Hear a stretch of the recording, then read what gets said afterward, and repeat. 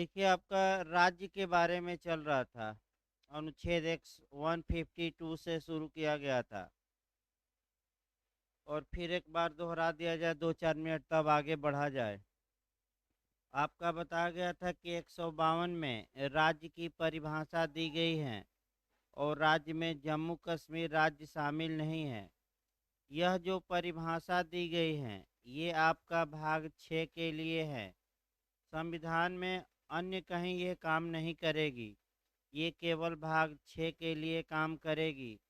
मूल अधिकारों के लिए जो राज्य की परिभाषा दी गई है, वह अनुच्छेद 12 में दी गई है और नीति निर्देशक तत्वों के लिए हमने कोरिलेट कराया था 36 में, यानी कि 36 में दी गई है। राज्य की अलग अलग जगह अलग अलग परिभाषा दी गई है, ये याद रखना है। कम से कम 3 अनुच्छेद याद रखिएगा, आपका 12, 36 और 152। इसके बाद आपका 153 राज्यों के राज्यपाल। तो प्रत्येक राज्य के लिए एक गवर्नर होगा। हाँ, संसद माने आपका एक ही व्यक्ति को दो या दो से अधिक राज्यों का गवर्नर नियुक्त कर सकता है राष्ट्रपति। ये संविधान संशोधन करके जोड़ा गया और वह याद रखना है, 7वां, ये याद रखना है। फिर 154, 154 राज्य की कार्यपालिका शक्ति किसमें निहित होती है? राज्यपाल में।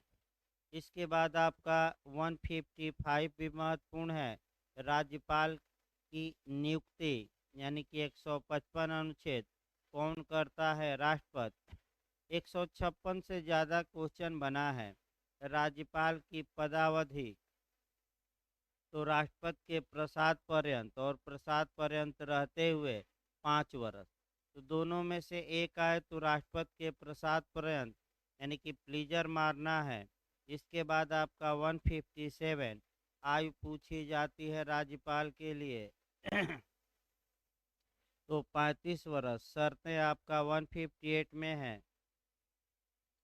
हाँ, ये पूछा जाता है कि अगर एक ही व्यक्ति दो या दो से अधिक राज्यों का राज्यपाल बनाया गया है तो वेतन भत्ते का निर्धारण कौन राज्य कितना देगा, ये कौन करेगा? राष्ट्रपति करेगा। इसके बाद 161 महत्वपूर्ण है, राज्यपाल क्षमा इत्यादि कर सकता है। इसके बाद हमने बताया था आपका 162 से भी क्वेश्चन बना है कि राज्य की कार्यपालिका शक्ति का विस्तार कहाँ तक होगा। तो बस एक लाइन इसमें जानना है, विस्तार वहां तक होगा जहां की राज्य की विधानमंडल को विधि बनाने का अधिकार है, उसके सम विस्तीर्ण। इसके बाद 163 राज्यपाल को सहायता और सलाह देने के लिए एक मंत्रिपरिषद होगी। 164 ज़्यादा पूछा जाता है कि मुख्यमंत्री की नियुक्ति राज्यपाल आपका किस अनुच्छेद के तहत करता है। तो 164 अंडरलाइन कर लीजिएगा। इसके बाद आपका माने जनजातीय क्षेत्रों के लिए भी एक मंत्री होगा, आपका छत्तीसगढ़, झारखंड, मध्य प्रदेश और उड़ीसा। इसके बाद कुल मंत्रियों की संख्या कितनी होगी? तो आपका जो विधानमंडल की सदस्य संख्या होती है, उसका आपका 15% से अधिक नहीं।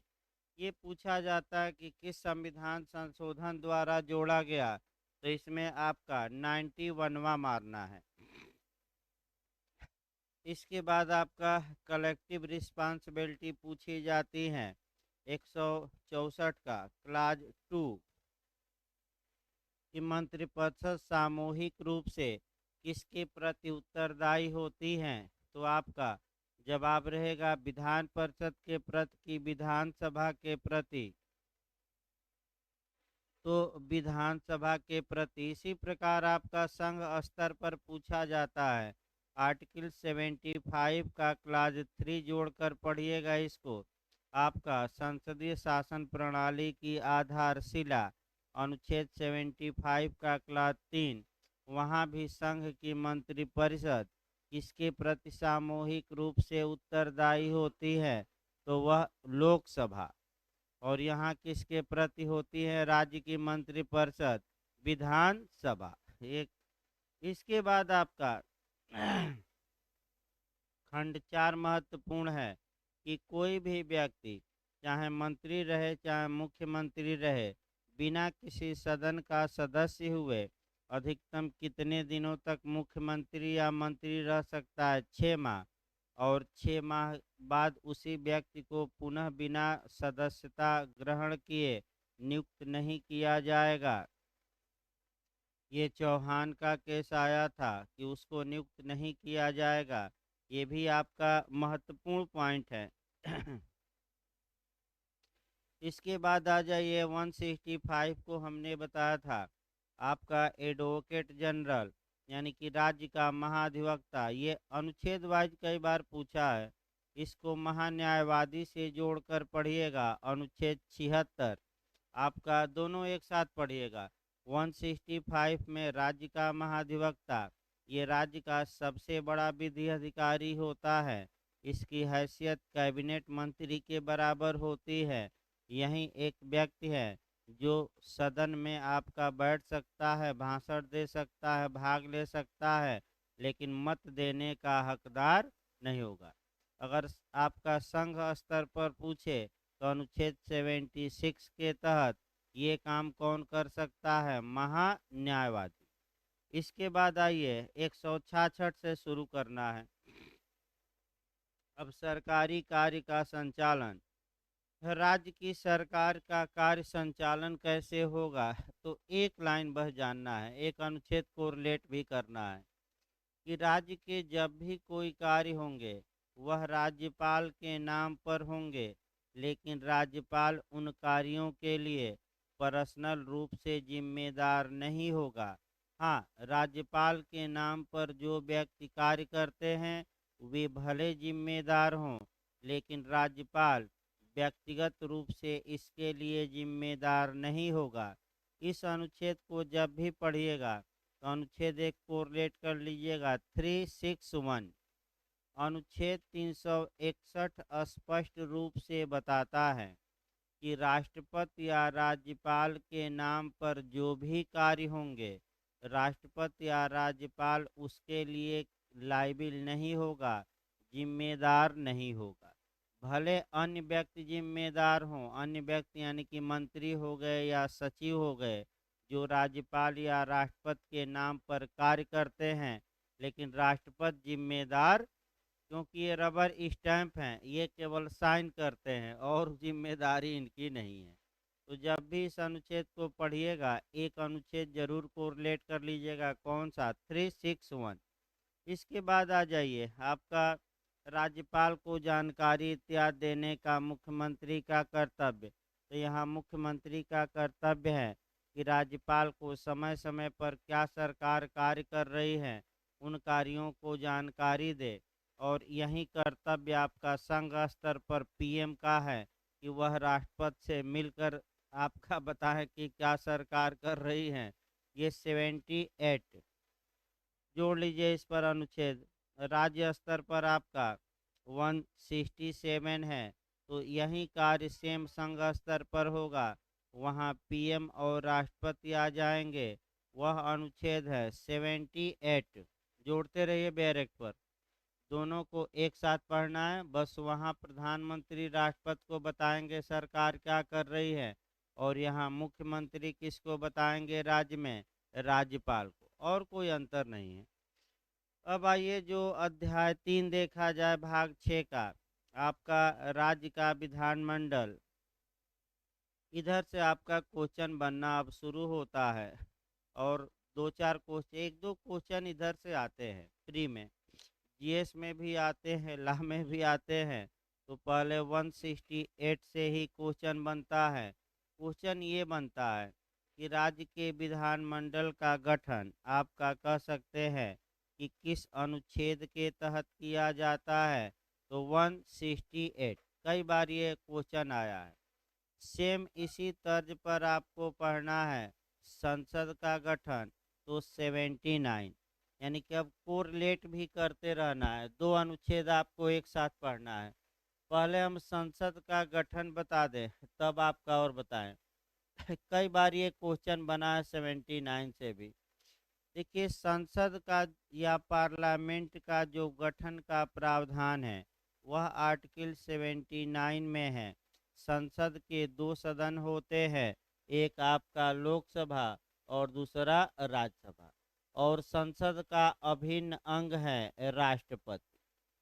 अब जो क्वेश्चन यहाँ बनता है कि संसद किससे मिलकर बनती है, तो उपर्युक्त सभी मारेंगे, यानी कि लोकसभा, राज्यसभा और राष्ट्रपति। दे देगा कि पार्लियामेंट किससे मिलकर बनती है, यही क्वेश्चन आया है, तो लोकसभा से भी, राज्यसभा से भी और राष्ट्रपति से। यानी कि भारत का राष्ट्रपति या प्रेसिडेंट ये संसद का अभिन्न अंग होता है। दूसरा क्वेश्चन आपका इसमें बनता है कि संसद के कितने सब अंग, माने संसद, आपका संसद के कितने सदन होते हैं, तो राष्ट्रपति सदन नहीं है, हाउस नहीं है, लेकिन अंग जरूर है। तो अगर क्वेश्चन बने कि संसद के कितने सदन होते हैं, तो दो मार कर आइए, एक लोकसभा और दूसरा राज्यसभा। इसमें आपका जो क्वेश्चन बनता है, जो लोकसभा रहती है उसमें जनता द्वारा सीधे चुने हुए प्रतिनिधि जाते हैं, और राज्यसभा में आपका जनता द्वारा अप्रत्यक्ष रूप से चुने हुए व्यक्ति जाते हैं। लोकसभा को निम्न सदन कहा जाता है, राज्यसभा को उच्च सदन कहा जाता है। लेकिन महत्वपूर्ण इसमें लोकसभा है, क्योंकि मंत्रिपरिषद सामूहिक रूप से लोकसभा के प्रति जिम्मेदार होती है। आर्टिकल 75 का क्लास 3, यानी कि सरकार अगर लोकसभा में कोई प्रस्ताव लाती है, वह प्रस्ताव गिर जाता है तो सरकार को जाना होगा।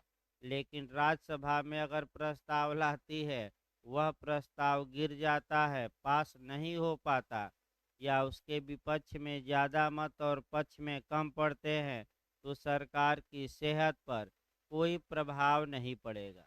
तो महत्वपूर्ण कौन है, आपका निम्न सदन।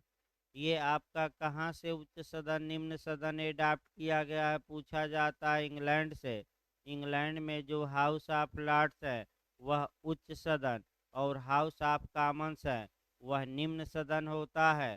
तो हाउस ऑफ लॉर्ड्स से तुलना की जाती है राज्यसभा की, और हाउस ऑफ कॉमन्स से किससे की जाती है, लोकसभा। सेम राज्य में आ जाइए, एकदम सेम देखना है कि आखिर राज्यों में क्या आपका प्रावधान है। तो थोड़ा अच्छे से समझिए क्वेश्चन कैसे बना है।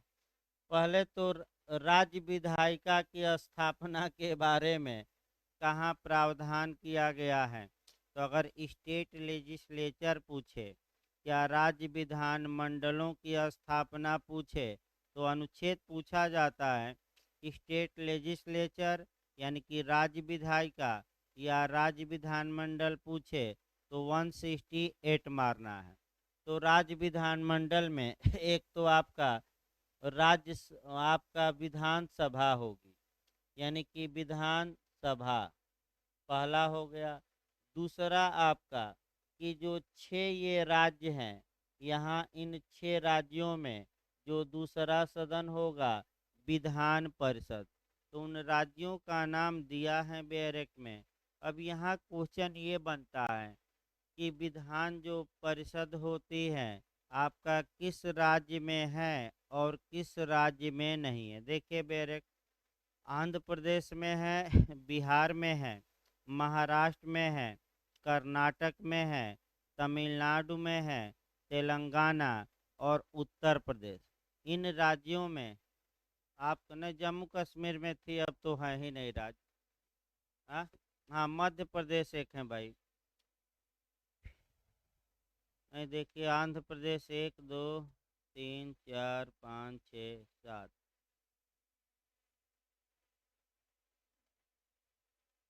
एक नया बैरक है क्या किसी के पास? देखिए क्या मध्य प्रदेश लिखा है। एक मध्य प्रदेश भी, मध्य प्रदेश जोड़ लीजिएगा। जिसके पास पुराना बैरेक्ट हो भाई एमपी जोड़ लीजिए। फिर एक बार देखिए, आंध्र प्रदेश, अब तो हट गया आपका, ये आंध्र प्रदेश, बिहार, महाराष्ट्र, कर्नाटक, तमिलनाडु, तेलंगाना, उत्तर प्रदेश और एमपी, इन राज्यों में विधान परिषद है। देखिए फिर से एक बार, आपका राज्य विधायिका जो बनती है या राज्य विधानमंडल जो बनता है, वह विधानसभा एक सदन होता है। और कुछ राज्यों में आपका विधान परिषद होता है और इसके बाद राज्यपाल होते हैं। राज्यपाल, तो जो क्वेश्चन बनता है आपका, देखिए कि राज्य विधानमंडल किससे मिलकर बनता है, तो आपका देता है ऑप्शन की विधानसभा, विधान परिषद, राज्यपाल, उपर्युक्त सभी। तो उपर्युक्त सभी मारना है। जिन राज्यों में विधान परिषद नहीं है, वहाँ आपका जो राज्य विधानमंडल बनेगा, वह विधानसभा और राज्यपाल से मिलकर बनेगा। सतर्क रहिएगा, क्वेश्चन आ चुका है ये जीएस में। फिर एक बार देखिए, राज्य विधानमंडल किससे मिलकर बनता है, तो विधानसभा, विधान परिषद और राज्यपाल, तीनों से। आपका कुछ जगहों पर दो सदन है और कुछ जगहों पर केवल एक सदन है। तो जहाँ एक सदन रहेगा, वहाँ विधानमंडल में केवल विधानसभा और राज्यपाल शामिल होंगे। जहाँ दो सदन रहेगा, यानी कि विधान परिषद भी रहेगी, वहाँ आपका विधानसभा, विधान परिषद और राज्यपाल, ये तीनों मिलकर राज्य विधायिका का, यानी कि राज्य विधानमंडल का निर्माण करेंगे। ये क्वेश्चन आया हुआ है, अनुच्छेद गलत न हो। ये जो आर्टिकल है 168 में है। अब आगे देखा जाए इसके भाई, इसको अच्छे से तैयार रखिएगा। जैसे कि आप संघ स्तर पर हमने बताया, सेम आपका कह सकते हैं। इसमें अगर पूछ ले नया क्वेश्चन कि उच्च सदन कौन है, निम्न सदन कौन है, तो उच्च सदन आपका विधान परिषद मारिएगा और निम्न सदन विधानसभा। एकदम केंद्र जैसे जोड़ते रहिए। फिर आपका किसमें जनता द्वारा चुने हुए, सीधे चुने हुए प्रतिनिधि इसमें जाते हैं, विधानसभा में। और आपका सीधे जनता द्वारा चुने गए प्रतिनिधि आपका विधानसभा में जाते हैं। फिर आपका जो राज्य मंत्री परिषद होती है, वह किसके प्रति सामूहिक रूप से उत्तरदायी होती है, राज्य विधानसभा के प्रति। यानी कि विधान परिषद ना मार दीजिएगा। अनुच्छेद आपका 164 के क्लाज 2 में हमने बताया कि आपका मंत्रिपरिषद कलेक्टिव रूप से किसके प्रति जिम्मेदार होती है, आपका विधान परिषद ना मार दीजिएगा, विधान सभा।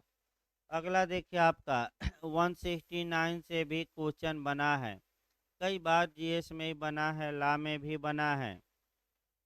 169, राज्यों में विधान परिषदों का उत्सादन उत्सादन ना आए तो समाप्ति लिख लीजिएगा, और सृजन मने निर्माण।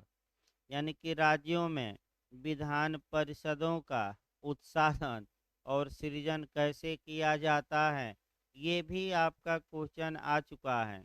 और यहाँ आपका दो तीन लाइन याद रखना है, सतर्क रहना है।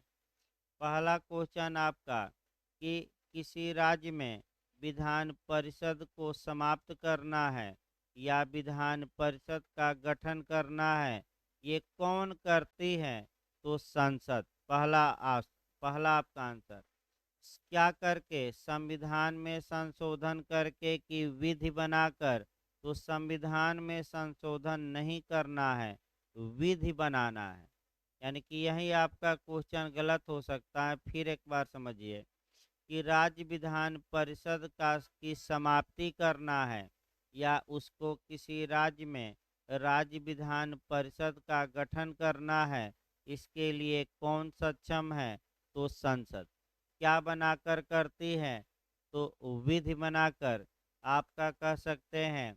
यानी कि संविधान के पाठ में संशोधन होता है, लेकिन मैं बता दूं उसे संविधान में संशोधन नहीं माना जाता।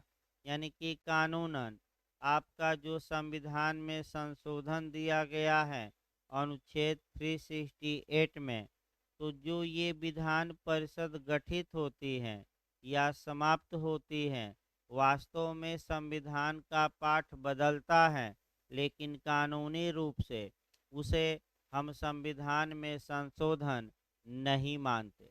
लेकिन संविधान में पाठ बदलता है, ये है कि नहीं बदलता, लेकिन जो कानूनी रूप से है उसे संविधान में संशोधन नहीं माना जाता है। इसके बाद आपका जो पूछा जाता है कि आखिर संसद विधि ये कब बनाएगी कि विधान परिषद को समाप्त किया जाए या विधान परिषद अस्तित्व में किसी राज्य में लाया जाए, तो जब उस राज्य की विधानसभा संकल्प पारित करे, उपस्थित और मत देने वालों के 2/3 से, और भेजे आपका राष्ट्रपति को यानी कि संघ को, यानी कि राज्य विधान मंडल द्वारा एक रिजोल्यूशन पास होगा और वह रिजोल्यूशन उपस्थित और मत देने वालों के कितने से 2/3 से ये संघ को भेजेंगे, और तब संसद चाहे तो विधि बनाकर आप विधान परिषद का सृजन कर भी सकती हैं, नहीं भी कर सकती हैं। यानी कि राज्य विधानमंडल के प्रस्ताव को मानने के लिए संसद बाउंड नहीं है।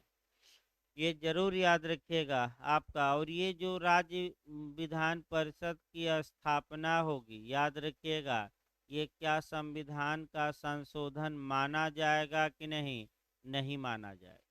तो 3 बातें याद रखनी है, क्वेश्चन बनता है, अनुच्छेद से भी बनता है। 168 से अच्छे से तैयार रखिए। 168 में राज्य विधायिका, राज्य विधान मंडल कह सकते हैं, 3 लोग शामिल हैं, एक विधानसभा, जहाँ आपका विधान परिषद और राज्यपाल। जहाँ विधान परिषद है वहाँ 2 सदन, और जहाँ विधान परिषद नहीं है वहाँ केवल कितना, 1 सदन। तो राज्यपाल विधानमंडल का, राज्य विधानमंडल का अभिन्न अंग है कि नहीं है। इसके बाद आ जाइए आपका 170 विधानसभाओं की संरचना। यहाँ बस आपका अंक याद रखना है, नंबरिंग, कि जो राज्य में विधानसभा की स्थापना होगी उसमें अधिकतम कितने विधायक चुने जा सकते हैं, 500, और कम से कम कितना से मिलकर बनेगी, 60। इसको लिखिए, अंडरलाइन करिए। 170 विधानसभा की संरचना।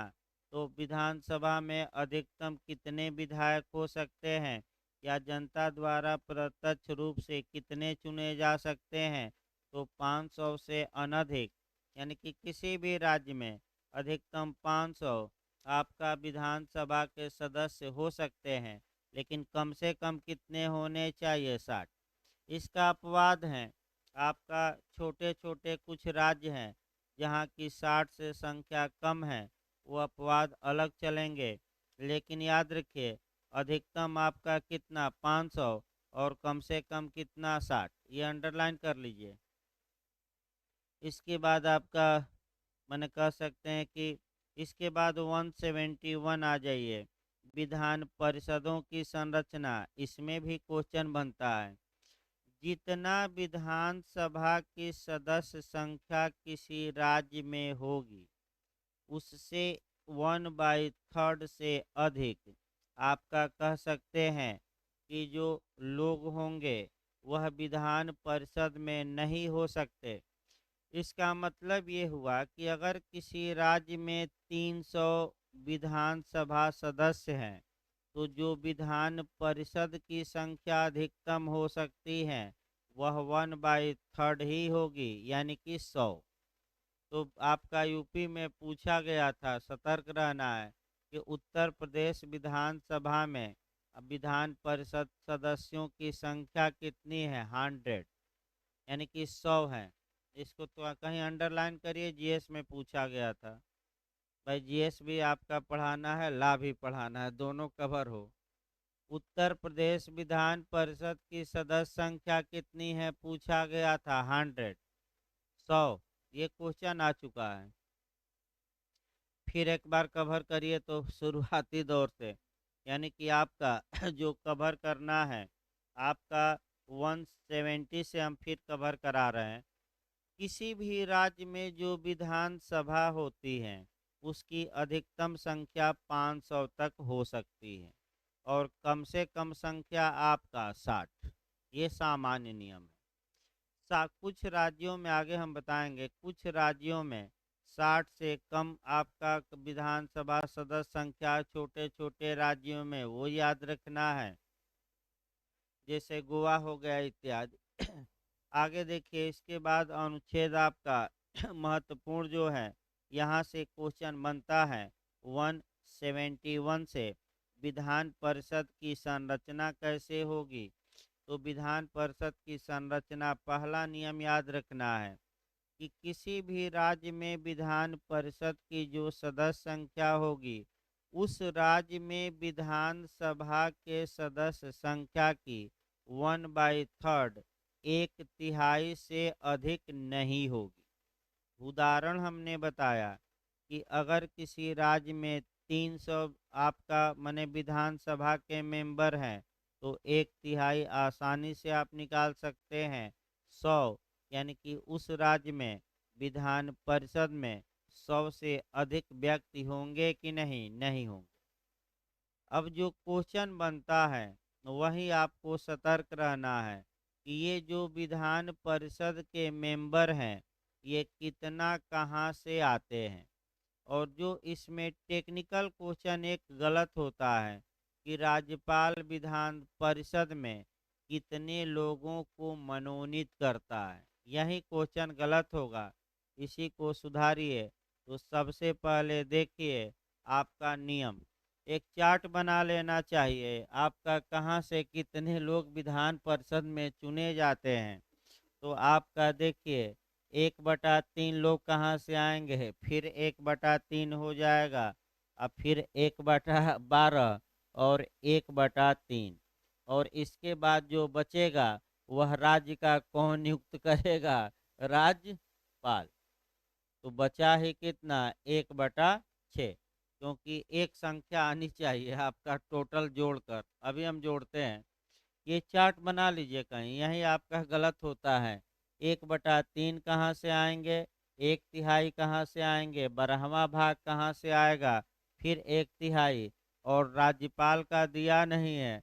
शेष जो मेंबर होंगे वो कौन आपका नियुक्त करेगा, मनोनीत करेगा, तो राज्यपाल करेगा। तो राज्यपाल का दिया नहीं गया है तो इनको जोड़कर हम क्या करते हैं, निकालते हैं। अब एक एक करके देखिए, भले लिस्ट बना लीजिए, यहाँ से आपका कई बार एलएलएम और जीएस और ला में भी पूछा गया, गलत न हो, ये रट्टा मार कर जाइएगा। देखिए जो 1/3 पहला हम लिखे हैं वह नगर पालिका और जिला बोर्ड इत्यादि में लोग जो हैं उनके द्वारा चुने जाएंगे। यानी कि जो नगर पालिकाएं होती हैं, जिला बोर्ड होती हैं, इनमें से ही 1/3 लोग आएंगे और नगर पालिकाएं अपना चुनेंगे इन लोगों को, कितने लोगों को, 1/3।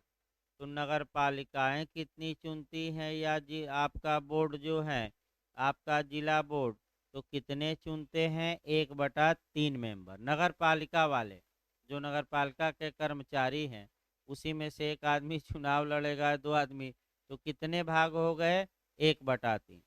1/3 फिर आइए आपका 1 जो देखिए आपका 2 जगह 12वां भाग है भाई, एक गलती हो गई, 1/12 है। फिर एक बार देखिए, एक पहला नियम आइए, 1/3 जो था वह आपका नगर पालिका या जिला बोर्डों से लोग चुने जाएंगे।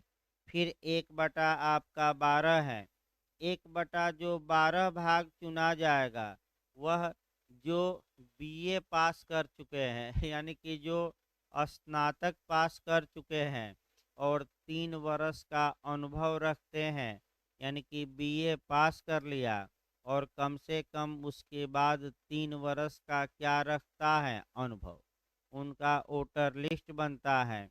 तो 1/, देखिए फिर आपका 1/, जो 12 भाग होगा वह उन व्यक्तियों द्वारा चुना जाएगा और उन्हीं व्यक्तियों में से चुना जाएगा जो क्या हो, माने स्नातक हो। और स्नातक में कितना वर्ष का अनुभव रखते हैं, 3 वर्ष। ये याद रखिए, यानी कि जो बैचलर ऑफ आर्ट कर चुका हो, स्नातक कर चुका हो और आपका ग्रेजुएशन कर चुका हो और 3 साल ग्रेजुएशन का बीत गया है, तो उनकी वोटर लिस्ट बनाई जाती है और ये लोग मिलकर राज्य विधानमंडल के कितने लोगों को चुनेंगे, 12वां भाग, यानी कि 1/12।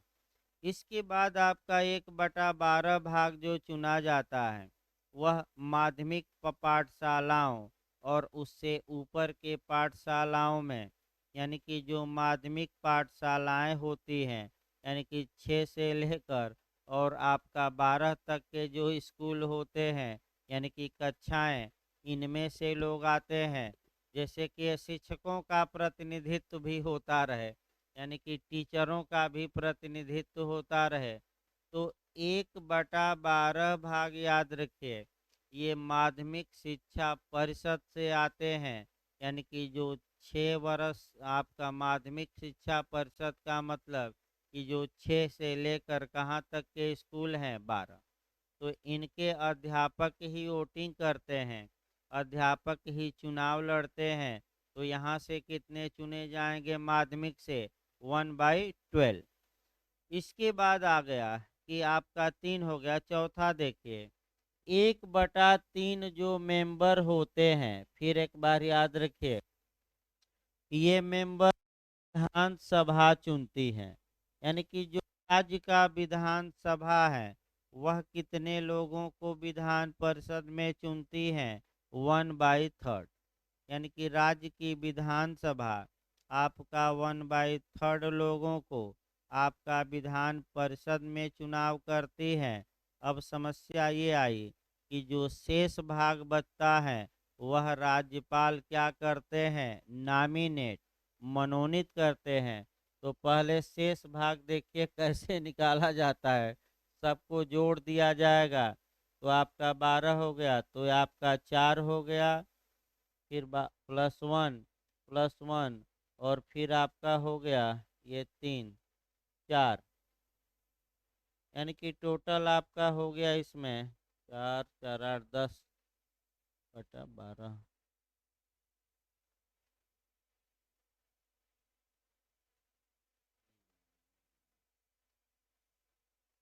5/6 आ रहा है। एक सेकेंड भाई, 1/6, 1/3 नगर पालिका से हो गया, 1/12, 1/12, 1/3।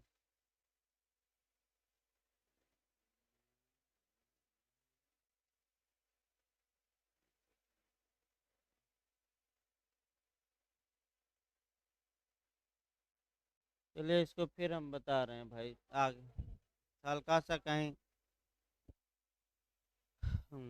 1/12 आना चाहिए। अरे बता देंगे, आगे बढ़िए। हल्का सा कहीं मिस हो रहा है, उसको समय न दिया जाए, आगे बढ़ा जाए, फिर बता दे। देखिए जो राज्यपाल ये आगे देखिए फिर बताएंगे हम। जो ये राज्यपाल मनोनीत करते हैं वह कहाँ से लोग मनोनीत किए जाएंगे, अभी बता देंगे थोड़ी देर बाद। अब अगले, आपका दिमाग अभी क्लिक वहाँ नहीं कर रहा है, छोड़ दीजिए उसको, ज़्यादा समय गंवाना ठीक नहीं है। साहित्य, विज्ञान, कला, सहकारी आंदोलन और समाज सेवा, ये भी आपका अंडरलाइन करना है कि राज्यपाल जो मनोनीत करते हैं वह आपका माने साहित्य के लोग होने चाहिए, या विज्ञान के, या कला के, या सहकारी आंदोलन के, या समाज सेवा किया हो। तो इसी में आपका मनोनीत किया जाता है राज्यपाल द्वारा। इसके बाद अनुच्छेद 172, राज्यों के विधानमंडलों की अवधि कितनी होगी, तो सभी लोग लगभग जानते हैं कि जो राज्य विधानमंडल की अवधि होती है वह उसके प्रथम अधिवेशन की तारीख से 5 वर्ष। ये समस्या कई बार उत्पन्न हुई है कि क्या चुनाव की तारीख से कि प्रथम बैठक की तारीख से।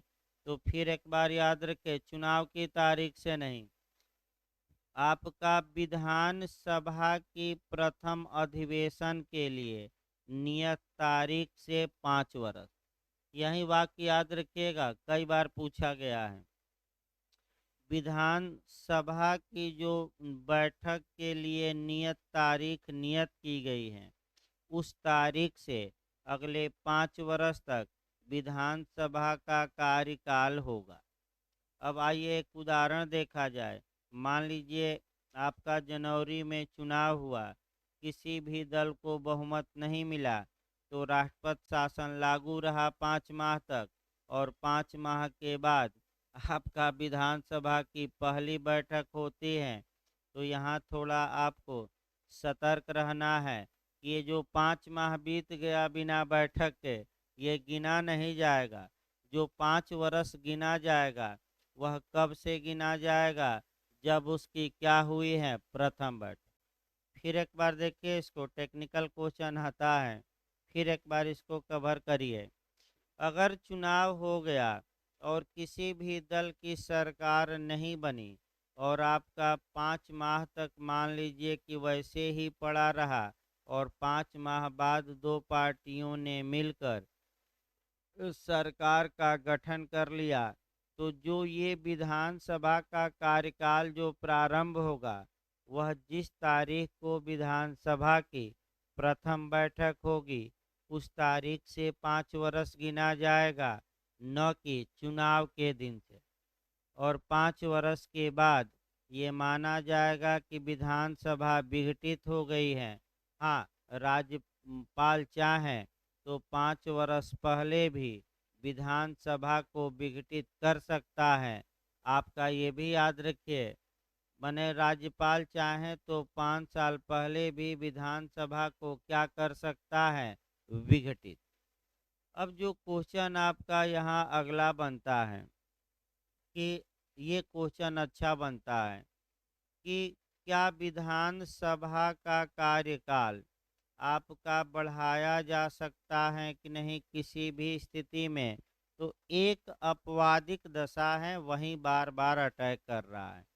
अच्छे से इसको देखिए। यदि आपका यदि आपात की उद्घोषणा प्रवर्तन में है, यानी कि अनुच्छेद 352 के क्लाज 1 के तहत भारत के राष्ट्रपति ने इमरजेंसी या आपात की उद्घोषणा की है, तब संसद को ये पावर है कि वह विधि बनाकर और राज्य विधानसभा की जो कार्यकाल है वह एक बार में 1 वर्ष तक के लिए बढ़ा दे। फिर अच्छे से इसको देखिए दोबारा। जब आपात की उद्घोषणा प्रवर्तन में है तो संसद को पावर मिल जाता है कि वह 5 साल के बाद भी राज्य विधानसभा का कार्यकाल बढ़ा सकती है, लेकिन एक बार में कितने वर्ष के लिए, माने 1 वर्ष के लिए। हाँ, फिर बढ़ाना है तो फिर प्रस्ताव पारित करे, फिर बढ़ाना है तो फिर प्रस्ताव करे। अधिकतम कितने समय तक के लिए बढ़ा सकती हैं, इसका कहीं कोई उल्लेख नहीं है। फिर एक बार इसको देखिए, अच्छे से याद रखिए, फिर हम बता रहे हैं गलत यहाँ होता है। संसद को ये शक्ति प्राप्त है कि जब भारत आपका आपात की उद्घोषणा की गई हो तो राज्य विधानमंडल की अवधि को संसद बढ़ा सकती है, और एक बार में प्रस्ताव विधि बनाकर कितना बढ़ा सकती हैं, 1 वर्ष। फिर विधि बनाए, फिर 1 वर्ष बढ़ाए, फिर विधि बनाए, फिर 1 वर्ष बढ़ाए। इसी प्रकार थोड़ा लोकसभा की भी आप जान लीजिए कार्यकाल। लोकसभा में भी यही है, आपका जो संघ स्तर पर है कि जो प्रथम बैठक की तारीख से 5 वर्ष तक उसका भी कार्यकाल होता है, लेकिन राष्ट्रपति चाहें तो लोकसभा का बीच में विघटन कर सकते हैं। लेकिन एक और, अगर आपात की उद्घोषणा लागू है तो आपका संसद विधि बनाकर लोकसभा के कार्यकाल को एक बार में 1 वर्ष तक बढ़ा सकती है। यानी कि ये लोकसभा में भी नियम यही लागू होगा। और किसमें लागू होगा? विधानसभा में भी एक बार में कितनी अवधि बढ़ाई जा सकती है? 1 वर्ष। अब समस्या ये आई कि जब आपातकाल समाप्त हो गया तो जो ये अवधि बढ़ी है, अब ये कितना से अधिक नहीं होगी, 6 मास, वहीं याद रखना है। यानी कि हर हाल में अब आपात की उद्घोषणा की समाप्ति के बाद अगले 6 माह में चुनाव कराना क्या है? आवश्यक। ये जरूर याद रखिएगा, पूछा जाता है। लोकसभा का भी समय बढ़ा सकते हैं संसद कानून बनाकर, और राज्य विधान सभा का भी। लेकिन ये कब? जबकि आपात की क्या हो? उद्घोषणा। अब राज्य विधान परिषद में भी पूछा जाता है। जो राज्य विधान परिषद है, तो राज्य विधान परिषद आपका एक अस्थाई सदन है। इसका कभी भी विघटन नहीं होता, लेकिन प्रत्येक 2 वर्ष में 1/3 सदस्य रिटायर होते हैं और नए 1/3 सदस्य चुने जाते हैं। फिर एक बार याद रखिए, राज्य जो विधान परिषद है, यह एक अस्थाई या परपेचुअल आपका हाउस है। इसका कभी डिजोल्यूशन या विघटन नहीं होता, लेकिन प्रत्येक आपका 2 वर्ष पर 1/3 मेंबर चुने जाते हैं और 1/3 मेंबर रिटायर भी होते हैं। यानी कि जो रिटायर होते हैं उनके स्थान पर 1/3 मेंबर नए क्या किए जाते हैं? चुने जाते हैं। इस प्रकार आपका जहाँ भी, हाँ, तो कार्यकाल पूछा जाता है, लिख सकते हैं। आपका क्लास 2 में ये दिया गया है, अनुच्छेद 172 के क्लास 2 में, कि तो विधान परिषद के एक मेंबर का कार्यकाल कितना हो गया? 6 साल। उसको लिख लीजिए कहीं तो। विधान पर फिर एक बार समझिए, इसको राज्यसभा से भी देखना है। एक बार फिर हम बता रहे हैं, गलती इधर ज़्यादा होती है और आपका महत्वपूर्ण पॉइंट है ये सब। फिर एक बार देखिए, आपका अगला देखा जाए इसमें। फिर राज्य विधान परिषद एक अस्थाई सदन है, इसका कभी विघटन नहीं होता। दूसरा पॉइंट, प्रत्येक 2 वर्ष में आपका 1/3 मेंबर इसके रिटायर होते हैं, पद मुक्त हो जाते हैं, और 1/3 मेंबर चुन लिए जाते हैं। तो कार्यकाल इनका एक मेंबर का पूछ लिया जाए, 6 साल। तो विधानसभा का पूछे तो 5 साल मारिए, विधान परिषद का पूछे तो 6 साल। यही संघ स्तर पर जोड़ लीजिए, लोकसभा का पूछे तो 5 साल और राज्यसभा का पूछे तो 6 साल। राज्यसभा में भी यही नियम चलता है। प्रत्येक 2 वर्ष पर राज्यसभा के 1/3 मेंबर पद मुक्त होते हैं और 1/3 उनकी जगह पर नए चुने जाते हैं। तो एक सांसद, एक राज्यसभा के सांसद का कार्यकाल कितना हो गया? आपका कह सकते हैं कि वह कार्यकाल हो गया आपका 6 साल। ये क्वेश्चन जाकर अंतर्राष्ट्रीय विधि में पूछा जाता है, यूएनओ चार्टर में भी पूछा जाता है, और न्याय के अंतर्राष्ट्रीय न्यायालय में जजों पर पूछा जाता है। तो प्रत्येक 3 वर्ष में 5 जज पद मुक्त होते हैं और 5 जज उनके स्थान पर नए चुने जाते हैं। कितने साल में? 3 साल। और यहाँ कितना है भारत में आपका? ये सब के लिए, राज्यसभा विधान परिषद के लिए 2 साल। सतर्क रहेगा, पूछा गया क्वेश्चन। फिर एक बार इसको देखिए भाई, थोड़ा टेक्निकल है आपका। न्याय के अंतर्राष्ट्रीय न्यायालय के जजों का कार्यकाल 9 वर्ष होता है। पहला नियम। अधिकतम जज आपका 15 होते हैं। 15 में एक अध्यक्ष चुना जाएगा, एक उपाध्यक्ष, 13 अन्य जज होंगे। प्रत्येक 3 वर्ष में 5 जज पद मुक्त होंगे और उनकी जगह पर 5 जज नए चुने जाएंगे। अगला देखिए, इसके बाद 173 आ जाइए। राज्य के विधानमंडल की सदस्यता के लिए योग्यता। तो यहाँ बस ये आपका एक दो पूछा जाता है कि आपका विधानसभा के लिए कम से कम कितनी आयु होनी चाहिए, 25 वर्ष, और विधान परिषद के लिए 30 वर्ष। राज्यपाल का बताया गया 35 वर्ष। फिर एक क्रम से याद रखिए, विधानसभा के लिए कम से कम कितनी आय हो, 25, 25। विधान परिषद के लिए कम से कम 30, 30। राज्यपाल बनने के लिए 35। इसके बाद आइए 174, राज्य विधानमंडलों के सत्र, सत्रावसान और विघटन। इसको आप जोड़ लीजिएगा 85 से, अनुच्छेद से। जो संघ स्तर पर है वही राज्य स्तर पर है, कोई अंतर नहीं है। बस वहाँ आपका लोकसभा है तो यहाँ विधानसभा हो जाएगी, और संघ स्तर पर राज्यसभा है तो विधान परिषद। तो बताइए, आप खुद ही बताइए। जो क्वेश्चन पहले हम संघ स्तर पर चलते हैं, अनुच्छेद 85 पूछा गया है कि राष्ट्रपति क्या नहीं कर सकता। देखिए आपका क्या वहाँ पूछा गया है, वहीं सेम राज्यपाल पर नियम लागू करिएगा। राष्ट्रपति क्या नहीं कर सकता, तो पहला तो सत्र को आहूत करना, आहूत माने बुलाना, बुला ही सकता है।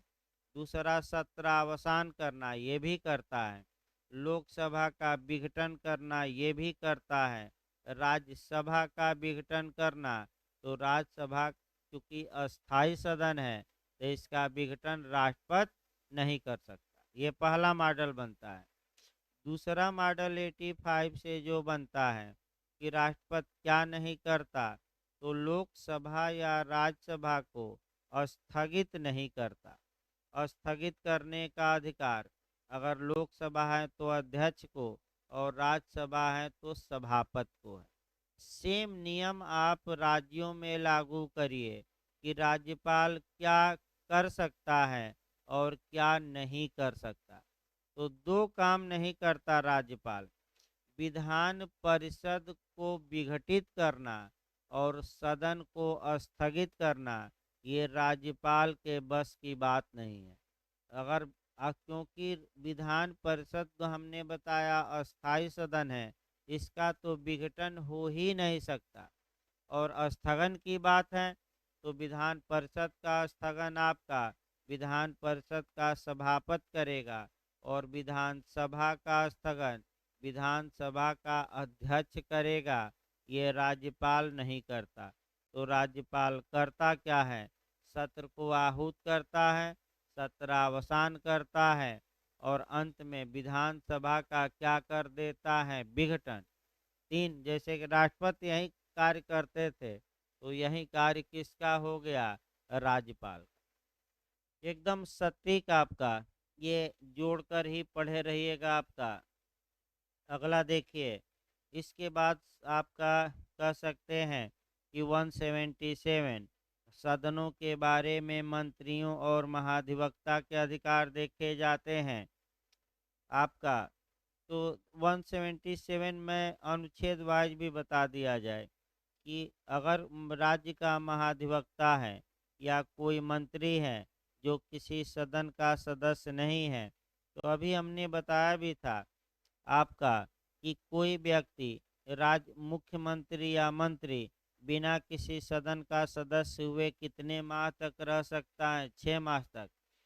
तो ये जो मंत्री बन गए हैं या राज्य का महाधिवक्ता, किस अनुच्छेद में हमने बताया था, 165, ये विधानसभा और विधान परिषद में बैठने के हकदार होंगे, बोलने के हकदार होंगे, लेकिन मत देने के हकदार होंगे कि नहीं, नहीं होंगे।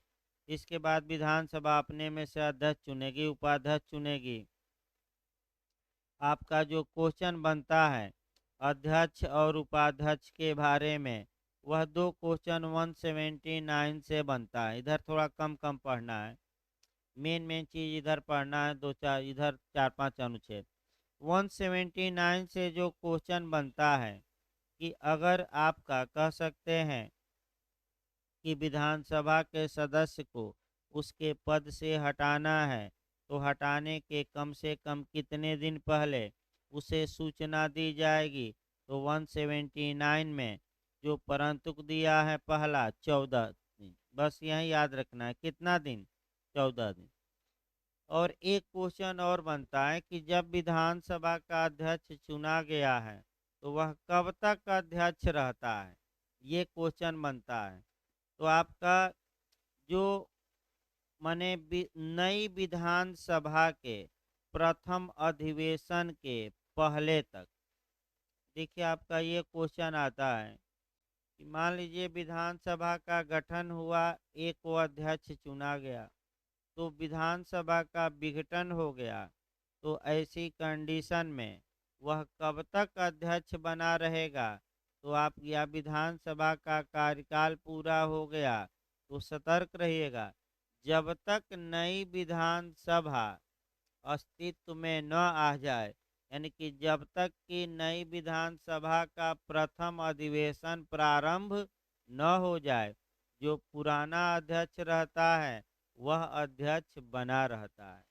यह न कि समाप्त हो गया, कार्यकाल समाप्ति न मारिएगा, कब तक, जब फिर एक बार है, कब तक बना रहेगा, जब तक नई विधानसभा का क्या न शुरू हो जाए, फर्स्ट आपका या प्रथम अधिवेशन। देखिए कोई तनु जी जाइए, कोई है क्या, देखिए। हाँ, दे दीजिए।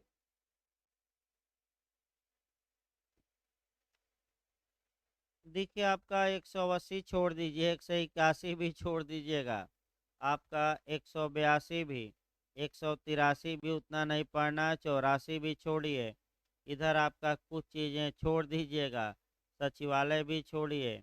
अब 188 पर डायरेक्ट आ जाइए, सदस्यों द्वारा शपथ या प्रतिज्ञान। यहाँ आपका क्वेश्चन फिर बनता है 188 में, आपका क्वेश्चन बनता है, अब यहाँ से शुरू करिएगा, 188 से पढ़ना, बीच में थोड़ा छोड़ दीजिएगा। 188 से आपका जो पहला क्वेश्चन बनता है कि विधानसभा या विधान परिषद दोनों के जो सदस्य रहते हैं नए, उनको ओथ कौन दिलवाता है, सदस्य के रूप में शपथ कौन दिलवाता है। तो राज्यपाल या राज्यपाल द्वारा प्राधिकृत व्यक्ति, यही मार कर आइएगा कि विधान सभा के या विधान परिषद के सदस्यों को ओथ कौन दिलवाता है, शपथ कौन दिलवाता है, ये क्वेश्चन आपका बना है। तो राज्यपाल या राज्यपाल द्वारा इसके लिए नियुक्त व्यक्ति। शपथ का प्रारूप कहाँ दिया गया है, आपका ये भी याद, अनुसूची हम तैयार करवाएंगे, अभी पहले अनुच्छेद हो जाए, 12 अनुसूचियां भी रटवाना पड़ेगा, उसमें मेन मेन चीज़ें भी बतानी पड़ेंगी कुछ। लेकिन आपका शपथ का प्रारूप किस अनुसूची में है, तो आपका 3 में। तो पहले में राज्य, 3 तो कम से कम याद रखिए, दूसरे में आपका वेतन भत्ता, और तीसरे में शपथ। आगे देखिए, अब यहाँ जो आपका पूछा जाता है क्वेश्चन, प्रोटेम स्पीकर, उस 188 पर ही लिखिए, बैरक पर 188 पर ही लिखना है कि राज्यों के मामले में प्रोटेम स्पीकर का प्रावधान कहाँ किया गया है, तो 188 में। देखिए कौन होता है प्रोटेम स्पीकर, इस पर भी क्वेश्चन बन रहा है आपका। राज्यपाल आपका, चूंकि सभी विधायकों को शपथ खुद नहीं दिलवाते जल्दी, तो वह एक विधायक को जो वरिष्ठ होता है, माने जो सीनियर होता है, चुना गया रहता है, उनको शपथ दिलवा देते हैं और उन्हीं को अथराइज कर देते हैं कि आप अन्य सदस्यों को ओथ या शपथ दिलवाइए। तो जो ये राज्यपाल प्राधिकृत कर दिए कि आप ही क्या करिए, अन्य लोगों को शपथ दिलवाइए, इसी को प्रोटेम स्पीकर कहते हैं, और अस्थाई अध्यक्ष कहा जाए, या प्रोटेम स्पीकर। यह पद इंग्लैंड से लिया गया है। याद रखिए, प्रोटेम स्पीकर का मुख्य कार्य पूछा गया है क्या कराना है, केवल शपथ दिलवाना। ये क्वेश्चन आ चुका है जीएस मेला में। फिर एक बार देखिए, प्रोटेम स्पीकर का पद कहाँ से लिया गया है, तो आपका इंग्लैंड से। प्रोटेम स्पीकर राज्य के मामले में किसके द्वारा नियुक्त किए जाते हैं, राज्यपाल द्वारा। प्रोटेम स्पीकर का मुख्य कार्य पूछा जाता है तो सदस्यों को क्या दिलवाना, शपथ दिलवाना। प्रोटेम स्पीकर नियुक्त कौन करते हैं, राज्यपाल।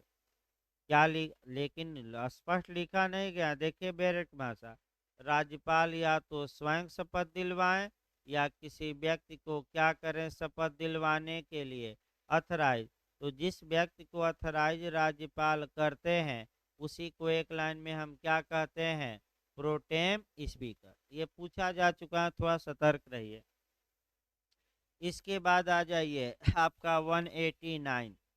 189 कोरम या गणपूर्त से आपका क्वेश्चन बन सकता है। कई लोग कम ही जानते हैं। पहले गणपूर्ति इत्यादि जगह देखा जाए तब यहाँ एक टेक्निकल प्रश्न है, क्योंकि जो संघ स्तर पर नियम है उससे थोड़ा भिन्न नियम आएगा एक, और इसीलिए पूछने का चांस है।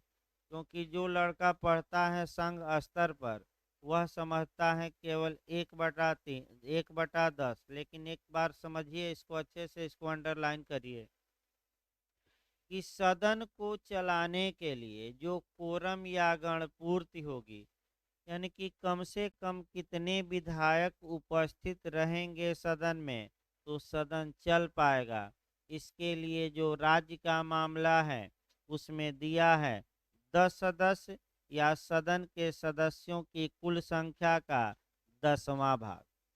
यानी कि अगर कम से कम 10 विधायक संसद में माने सदन में मौजूद हैं तो कार्यवाही चल सकती है। या लिखा है या 1/10वां भाग।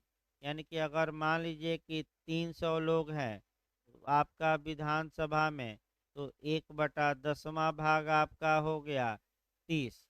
यानी कि इस कंडीशन में कम से कम 30 विधायक अगर सदन में मौजूद हैं 300 में तो कार्यवाही चल जाएगी। नहीं तो अध्यक्ष या सभापति जो भी हो कार्यवाही को कुछ दिनों के लिए निलंबित या स्थगित कर देगा। कब तक करेगा, जब तक कि गणपूर्ति या कोरम पूरा। देखिए आपका टेक्निकल क्वेश्चन ये आया कि एक जो शब्द लिखा है 10 मेंबर, या तो कम से कम 10 मेंबर हो या 1/10 मेंबर उपस्थित हो। यानी कि अगर 300 में उदाहरण के रूप में कम से कम 10 विधायक भी सदन में मौजूद हैं तो कार्यवाही चलेगी। लेकिन उसी में 9 विधायक हो गया तब कार्यवाही क्या करनी पड़ेगी, स्थगित, रोक दी जाएगी। रोक दी माने स्थगित, मुलतवी। कब तक मुलतवी होगी, जब तक कि कोरम पूरा न हो जाए।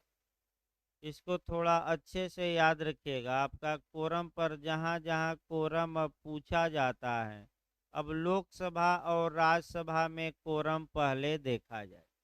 लोकसभा और राज्यसभा में जो कोरम होता है वह 10 वाला नहीं है। एक ही नियम है 1/10।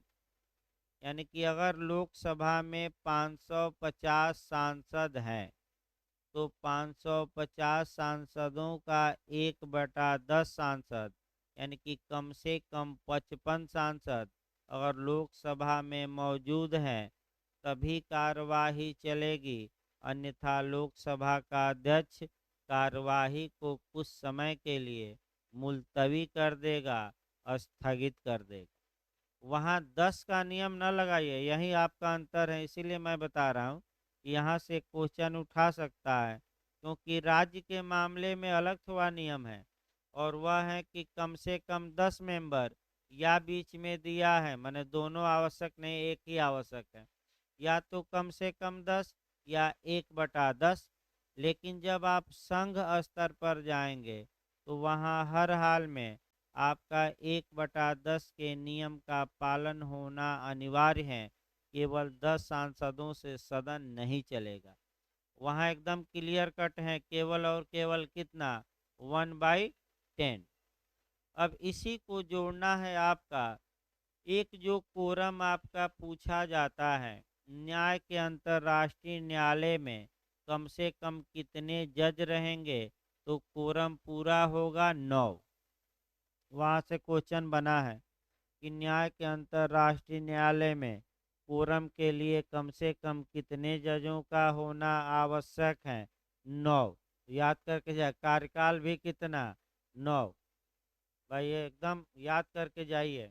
अब भारत में देखा जाए कोरम, भारत का उच्चतम न्यायालय कब कार्य करेगा, इसके लिए सामान्यतः किसी अनुच्छेद में कोरम या गणपूर्ति का प्रावधान नहीं है। लेकिन आर्टिकल 145 पूछा जाता है, ये बताता है कि दो मामलों में कम से कम 5 जजों की पीठ ही बैठकर मामला सुनेगी। यानी कि दो मामलों में कम से कम 5 जज रहेंगे, तभी आपका सुनवाई होगी। पहला है जब भारत का राष्ट्रपति सलाह मांगे सुप्रीम कोर्ट से 143 के तहत, और दूसरा संविधान का निर्वचन, इंटरप्रिटेशन ऑफ कॉन्स्टिट्यूशन। निर्वचन मैंने व्याख्या करनी हो। खूब पूछा जाता है कि कब कम से कम 5 जजों का होना आवश्यक है, तो दो कंडीशन याद रखिएगा। उन दो कंडीशनों में कम से कम 5 जजों का होना क्या है, आवश्यक। इसके बाद आइए आपका देखा जाए अगला, इसमें जो महत्वपूर्ण पॉइंट है आपका, देखिए इसके बाद स्थानों का रिक्त होना, 190 भी छोड़ दीजिए आपका, रिक्त होना ये आगे बताया जाएगा। एक साथ आपका संसद और राज्य सदस्यता के लिए निरर्हता यानी कि अयोग्यता भी छोड़ दीजिए। 192 से आपका क्वेश्चन बनता है, 192 से क्वेश्चन आ सकता है, क्योंकि अभी झारखंड का मामला भी चल रहा है और आपका मुख्यमंत्री पर भी तलवार लटकी है, तो इसलिए 192 से आ सकता है क्वेश्चन। सदस्यों की अयोग्यताओं से संबंधित प्रश्नों पर विनिश्चय किसके द्वारा किया जाएगा, तो ऐसी दशा में आपका राज्यपाल को विनिश्चय के लिए निर्देशित किया जाएगा, और राज्यपाल का अंतिम क्या होगा, निर्णय अंतिम होगा। लेकिन आपका कह सकते हैं कि राज्यपाल अयोग्यता पर विचार करते समय आपका निर्वाचन आयोग की राय लेगा, और ऐसी राय के अनुसार कार्य करेगा। करेगा मतलब विवेक के बाध्य है, बाध्य, कर सकेगा नहीं लिखा है, करेगा। ये विवाद चूंकि उत्पन्न इस समय हुआ है झारखंड का, जो वहाँ के मुख्यमंत्री हैं, आपका ये एप्लीकेशन दिया गया लोगों द्वारा कि ये लाभ के पद पर हैं, यानी कि लाभ के पद पर रहते हुए इन्होंने चुनाव जीता और मुख्यमंत्री बने। तो इसकी जांच निर्वाचन आयोग ने की। निर्वाचन आयोग ने अपनी रिपोर्ट राज्यपाल को भेज दी है। बस ये है कि राज्यपाल रिपोर्ट को दबाए रखे हैं, और आपका उस रिपोर्ट में ये आया है, माने जो मीडिया में आया है कि ये अयोग्य है। अब अयोग्य है तो राज्यपाल उनकी सदस्यता क्या कर देगा, निरस्त। विधानसभा से जैसे ही निरस्त होगी, उसके बाद हाय तौबा मच जाएगी मुख्यमंत्री के लिए, कौन बनेगा कौन बनेगा। जैसे यूपी में मची थी, आपका केशव प्रसाद मौर्य जी कह रहे थे कि हम बनेंगे, योगी जी कह रहे थे हम बनेंगे, मनोज सिन्हा कह रहे थे हम बनेंगे, तो हम बड़े तो हम बने बड़े, और आपका मने मौर्य जी तो दिल्ली भी पहुंच गए, जाकर पैर जमा दिए थे। लेकिन एक फ़ोन पर मामला बदल गया, यानी कि मनोज सिन्हा को बनाना था, सब कुछ तैयारी थी, तब तक आरएसएस चीफ का फ़ोन जाता है पीएम के यहाँ कि नहीं योगी बनेंगे, तो तुरंत मामला 1 सेकंड में क्या हो गया, इसीलिए हमारा पप्पू बार बार आरोप लगा रहा है कि 90% संस्थाओं में तो आप आरएसएस वालों को बैठा दिए हैं। यहाँ तक कि संघ लोक सेवा आयोग का अध्यक्ष भी आरएसएस का ही कर करता है। ये इसमें शक नहीं है। ये आपका राहुल जी गांधी जी ने बहुत आपत्ति की थी इस पर कि हर एक जगह बैठा दिए हैं आपका। तो हर एक जगह वो अलग बात है, वो तो भाई हमारे बस मैंने उससे मतलब हमें नहीं है। लेकिन आपका एक सार्वजनिक रूप से बताया जा रहा है कि जो भी सरकार रहती है अपने आदमियों को ही प्रश्रय देती हैं, विरोधियों को नहीं। यह हमेशा आरोप लगता रहता है। मायावती जी थी तो अपने आदमियों को बैठाई थी, लाखा इत्यादि को यहाँ का भी अध्यक्ष। योगी जी हैं तो अपने आदमी को आयोग का अध्यक्ष। अखिलेश जी रहेंगे तो अपने आदमी को बैठाएंगे, अनिल यादव जी को। तो इसमें कोई शक नहीं है। तो जो रहता है वो अपने आदमियों को क्या करता है, ये शाश्वत सत्य है, इसमें कोई शक नहीं है। मायावती जी थी तो अपने आदमी को बैठाई, बाबा जी हैं तो अपने आदमी को बैठाएंगे, क्योंकि काम कराना है तो दूसरा काम थोड़े करेगा। तो आगे चलिए, आपका इसके बाद आइए आपका विशेषाधिकार 194 में देखिए, इसको थोड़ा कोरिलेट कर लीजिए। आपका राज्य विधानमंडल और उसके सदस्यों को विशेषाधिकार प्रिविलेज किस आर्टिकल में दिया गया है, अनुच्छेद पूछा जाता है। 194 मार्क कराएंगे, कौन सा अनुच्छेद में? 194। इसको थोड़ा कोरिलेट 2-3 जगह से करिए, सही रहेगा कोरिलेट करना। सबसे पहले इसको वही अनुच्छेद लिखिए, क्वेश्चन यहाँ भी बनेगा, चांस रहता है कि संसद और संसद के सदस्यों को विशेषाधिकार किस अनुच्छेद में दिया गया है, तो 105। देखिए फिर एक बार शुरुआती दौर से, अगर राज्य विधानमंडल और उसके मेंबर पूछे तो आर्टिकल याद करना है 194। यहीं अगर घुमा दे क्वेश्चन कि संसद और उसके सदस्यों को प्रिविलेज किस अनुच्छेद में दिया गया है, तो 105 मार्क कराएंगे, 105। अगर यही क्वेश्चन पूछे कि राष्ट्रपति और राज्यपाल को विशेषाधिकार किस अनुच्छेद में दिया गया है, तो 361 मारेंगे, 361। जो मेन क्वेश्चन बनता है वह अंतर्राष्ट्रीय स्तर पर बनता है, यूएनओ में संयुक्त राष्ट्र संघ के चार्टर के किस अनुच्छेद में सदस्य देशों और यूएनओ के कर्मचारियों को प्रिविलेज दिया गया है, वहाँ भी कौन सा अनुच्छेद है, 105। यूएनओ चार्टर का अनुच्छेद याद रखिए, 105। तो सबसे अच्छा तरीका ये है कि आप दोनों का अनुच्छेद सेम हो गया।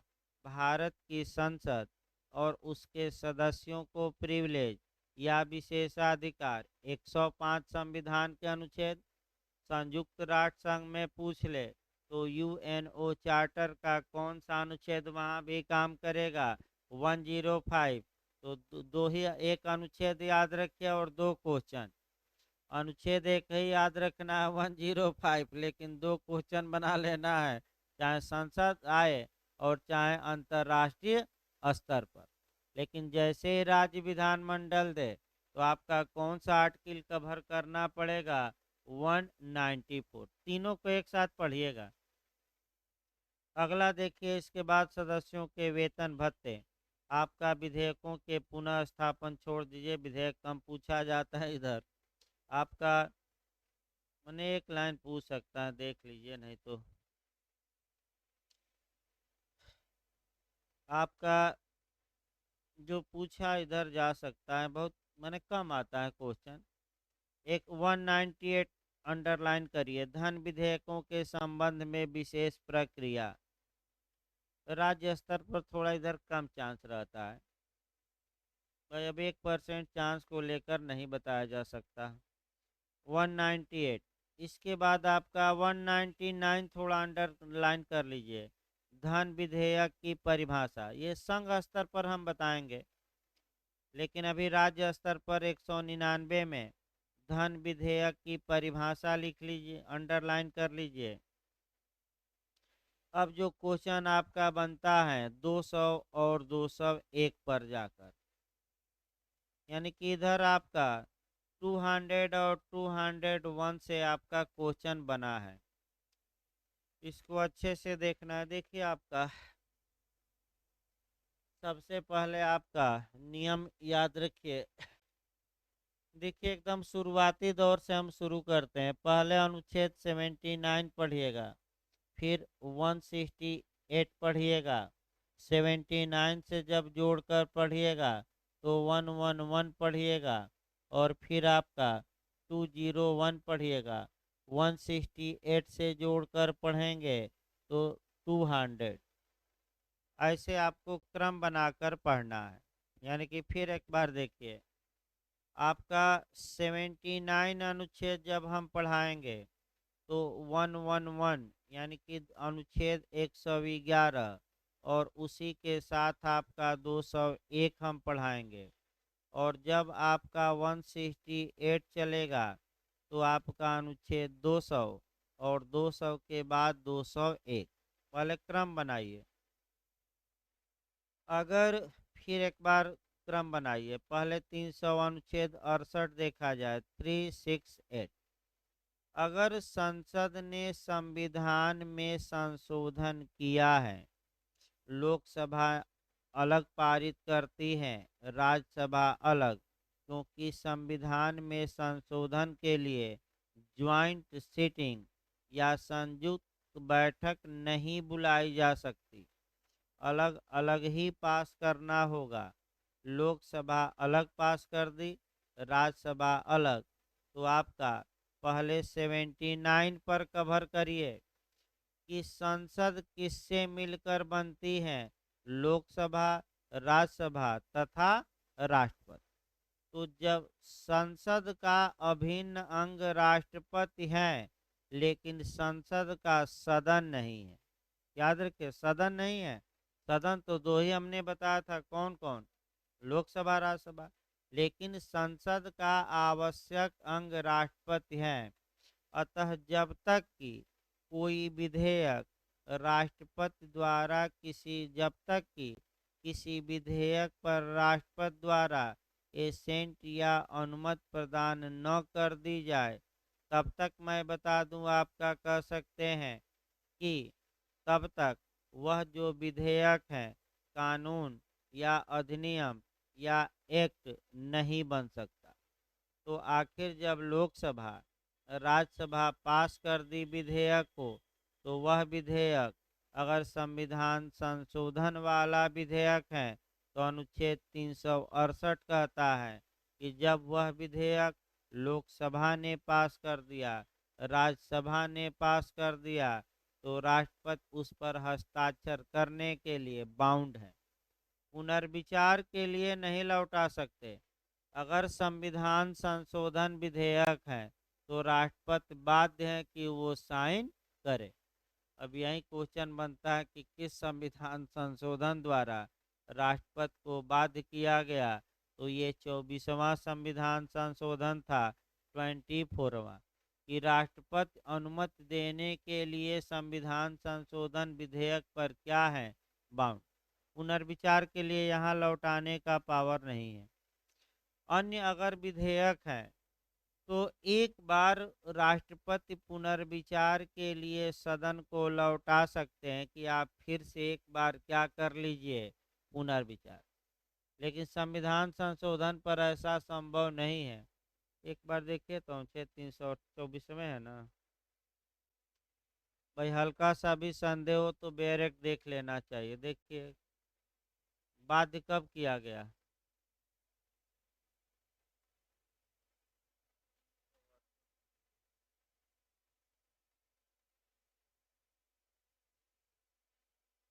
देखिए आगे। देखिए अब आपका इसमें आगे हम बढ़ते हैं। देखिए जब कोई विधेयक लोकसभा और राज्यसभा द्वारा पारित कर दिया जाता है तो उस पर एसेंट या अनुमति के लिए राष्ट्रपति के पास भेजा जाएगा, और आर्टिकल 111 में राष्ट्रपति विधेयकों पर अनुमति प्रदान करता है? क्या क्या उसके पास ऑप्शन है? या तो वह अनुमति प्रदान कर दे, तो जिस तारीख को वह अनुमति प्रदान कर देता है वही तारीख उस कानून के निर्माण के या बनने की तारीख होती है। याद रखिए, आर्टिकल 111 के तहत जिस तारीख को भारत का राष्ट्रपति किसी कानून पर अपनी एसेंट दे देता है, साइन कर दिया, डेट डाला, मुद्रा मार दिया और क्रम संख्या दे दिया, तो वह जो डेट होती है वह उस कानून के निर्माण की तारीख होती है। अब तीन चार निर्माण की तारीख भी याद करना है। संविधान का निर्माण कब हो गया? क्योंकि संविधान का निर्माण 26 नवंबर 1949 और यूएनओ का पूछा जाता है। फिर एक बार सतर्क रहिए कि संयुक्त राष्ट्र संघ का निर्माण चार्टर का तो 26 जून 1945, 26 जून 1945। फिर एक बार याद रखिए, 26 जून 1945 को 50 राज्यों ने साइन किया कि 51, ये भी सतर्क रहना, 50। और अंतिम राज्य कौन था? पोलैंड। किस तारीख को साइन किया? 15 अक्टूबर 1945। और अस्तित्व में कब आ गया? 24 अक्टूबर 1945। तो संयुक्त राष्ट्र संघ का उद्भव कब हो गया, यानी कि कब ये प्रारंभ हो गया, कब से कार्य करना प्रारंभ कर दिया? स्थापना दिवस क्या है, कब से लागू हो गया ये कानून? तो 24 अक्टूबर 1945। इसी को हम क्या कहते हैं? संयुक्त राष्ट्र संघ का स्थापना दिवस। वो एकदम याद रखिए जो जो बताया जाए। आपका ये नहीं कि 26 जून को 51 न मार कर आ जाइए। 26 जून को कितने देशों ने साइन किया? एक बार क्वेश्चन बना कि भारत कब मेंबर बना, तो 30 अक्टूबर 1945। मैंने भारत ने अपना अनुसमर्थन करके 30 अक्टूबर को जो अनुसमर्थन पत्र था अमेरिका भेज दिया। तो जिस तारीख को भेजा जाएगा वह तारीख मानी गई है। सुप्रीम कोर्ट की स्थापना बता दीजिए। 28 जनवरी 1950। आगे देखिए आपका ये तो फिर एक बार देखिए, राष्ट्रपति के बारे में भी एक दो क्वेश्चन। 111 में राष्ट्रपति और क्या क्या कर सकता है? एक तो अनुमति दे दे, कोई समस्या नहीं है। दूसरा, अनुमति होल्ड रख सकता है। होल्ड यानी कि विधारित रख सकता है। विधारित में मतलब क्या हुआ? देखिए, विधारित में या तो अनुमति देने से इनकार कर दे, तो डिनाई कर दे कि हम अनुमति नहीं देंगे। इस बीटो को कहते हैं एब्सोल्यूट बीटो, पूर्ण बीटो। पूरी तरह इनकार कर दिया कि राष्ट्रपति हम अनुमति नहीं देंगे। आपका रख दिया ऑफिस में और शून्य सपाटा पड़ा है, न अनुमति दे रहा है और न ही अनुमति से इनकार कर रहा है, तो पॉकेट बीटो। यानी कि कहा जाता है पॉकेट में रख लिया, अलमारी में रख लिया, तो ये कौन हो गया? पॉकेट बीटो। मतलब कि न तो अनुमति दे रहा है न डिनाई कर रहा है, बस मेज पर क्या है? फाइल धूल चाट रही है, कहा जाता है ना जैसे ऑफिसों में। तीसरा, ये एक विकल्प और है कि राष्ट्रपति एक बार सदन को पुनर्विचार के लिए लौटा सकता है।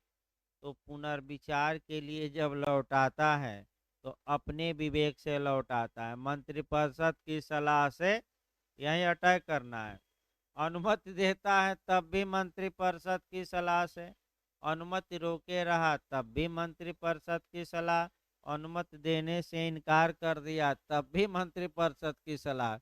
लेकिन एक जगह वह अपने मन से काम करता है जब उसको सदन को क्या करता है? लौटाता है। तो क्वेश्चन ये बनता है कि भाई संविधान संशोधन में ऐसा संभव नहीं है, ये अन्य विधेयक के चल रहा है। राष्ट्रपति कितनी बार किसी विधेयक को मंत्रिपरिषद को माने सदन को पुनर्विचार के लिए लौटा सकता है? एक बार। और फिर सदन उसी प्रस्ताव को पास करके भेजती है, तब राष्ट्रपति अब क्या है, बाध्य हैं। अब आनाकानी नहीं, अब इनकार नहीं कर सकते, अनुमति देने के लिए क्या है, बाध्य हैं। सतर्क रहिए, यहाँ से क्वेश्चन टेक्निकल बनता है। तो 3 बीटो तो हो गया, एब्सोल्यूट बीटो यानी कि आपका पूरी तरह इनकार, पॉकेट बीटो यानी कि रख लिया, पॉकेट में धूल चाट रहे हैं फाइल, और एक निलंबनकारी बीटो यानी कि पुनर्विचार के लिए क्या किया, लौटा दिया। अमेरिका में एक और बीटो है, विशेषाधिकृत बीटो, और वहीं भारत के राष्ट्रपति के पास नहीं है। तो भारत का राष्ट्रपति, अब यहाँ जीएस में पूछा गया है कि बीटो के मामले में अमेरिका के राष्ट्रपति को ज़्यादा पावर है कि भारत के राष्ट्रपति को, अमेरिका के, क्योंकि वहाँ 4 बीटो हैं और भारत में कितने बीटो, 3। तो कौन सा एक बीटो अधिक है, विशेषाधिकृत, वहाँ बताया जाएगा आपका बीटो जब चलेगा तो। लेकिन ये जानिए कि भारत के राष्ट्रपति से ज़्यादा पावर किसको है, अमेरिका के राष्ट्रपति को, बीटो के भी मामले में। 3 बीटो आपका, एक पूछा गया था भारत में कौन सा बीटो अप्लाई नहीं होता, तो विशेषाधिकृत। कौन कौन अप्लाई होता है, पूर्ण बीटो, पॉकेट बीटो, निलंबनकारी बीटो, ये 3 अप्लाई होता है। लिखा नहीं गया है वो जो शब्द है कि विधारित करेगा, नहीं करेगा इत्यादि, या पुनर्विचार के लिए क्या कर सकेगा, लौटा सकेगा, उसी शब्दों से हमने क्या निकाला, बीटो मने नकारात्मक मत। तो फिर आपका संयुक्त राष्ट्र में आइए कि संयुक्त राष्ट्र के सुरक्षा परिषद के किन सदस्यों को डबल बीटो का, दोहरा नकारात्मक मत देने का अधिकार प्राप्त है। तो केवल और केवल किसको, 5 अस्थाई सदस्यों को। किस अनुच्छेद में, 27 याद रखिएगा, यूएनओ का कौन सा अनुच्छेद, 27। मतदान का प्रक्रिया कहाँ दी गई है, 27, याद करके आइए एकदम से भाई। देखिए आपका अब दो अनुच्छेद 200 पर आइए।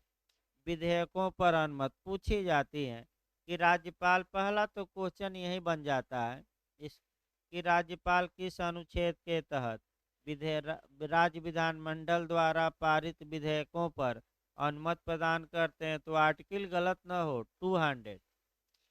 दूसरा क्वेश्चन जो बना है आईएएस में भी कि राज्यपाल किस अनुच्छेद के तहत और राज्य विधानमंडल द्वारा पारित विधेयकों को राष्ट्रपति के मने अनुमति के लिए आपका आरक्षित या रिजर्व रखता है।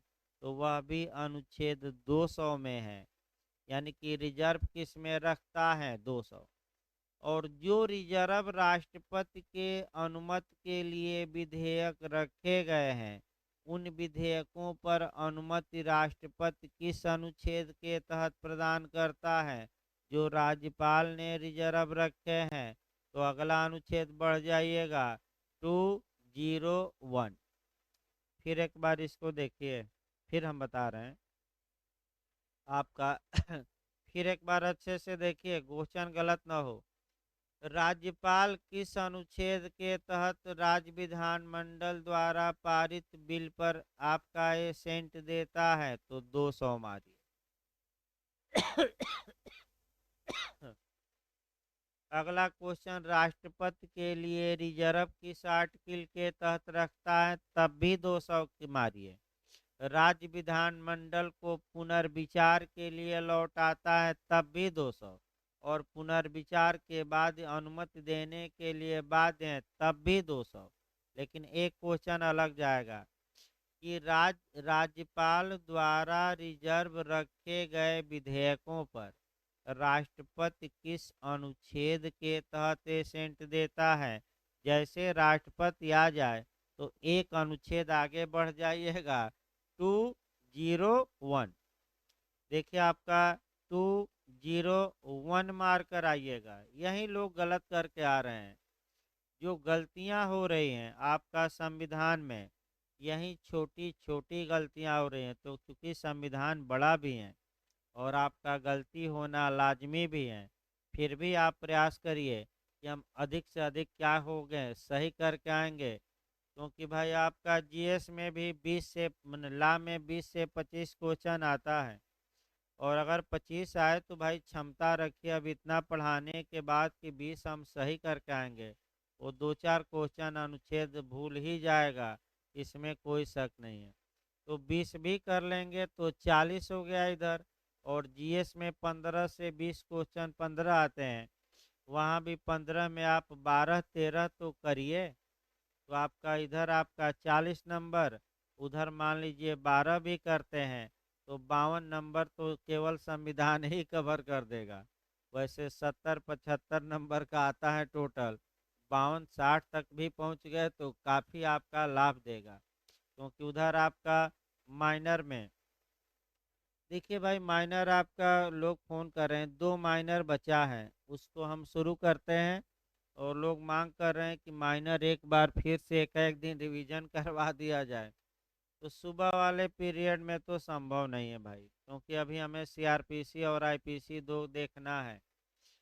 शाम वाले पीरियड में ये हो सकता है 1 2 दिन बाद कि एक एक दिन एक एक जो माइनर है आपका, मेन मेन चीज़ें जहाँ से क्वेश्चन बन सकते